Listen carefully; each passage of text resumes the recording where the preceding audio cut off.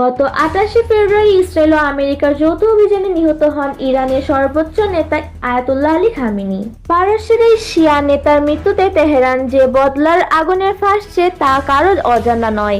ABC নিউজের প্রতিবেদন অনুযায়ী খামেনির মৃত্যুর পরে ইরান বিশ্বজুড়ে ছড়িয়ে থাকা তাদের গোপন কোষগুলোকে জেগে ওঠার নির্দেশ দিয়েছে।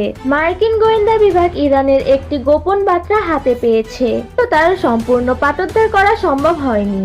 এই ধরনের বার্তাগুলো সাধারণত বিশেষ সংকেত পাঠানো হয় যা ইন্টারনেট বা মোবাইল নেটওয়ার্কের উপর নির্ভর করে না। তৃতীয় পক্ষের পক্ষে তা ধারণা প্রায় অসম্ভব। গোয়েন্দাদের আশঙ্কা টেকার্স ও জর্জিয়ার এই হামলার সেই সংকেতেই বাস্তব রূপ। রণকৌশল হিসেবে ইরান ইতোমধ্যে হরমুজ প্রণালী বন্ধ করে দিয়েছে।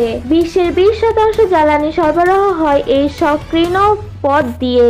ইরান হুমকি দিয়েছে তারা বিশ্বের বাজারে অপরিশোধিত তেলের দাম ব্যারেল প্রতিতে $200 নিয়ে যাবে। ট্রাম্প হুঙ্কার দিলেও আমেরিকার ভেতরকার এই হামলার প্রমাণ করেছে যে পরিস্থিতি ওয়াশিংটনের নিয়ন্ত্রণের বাইরে চলে যাচ্ছে।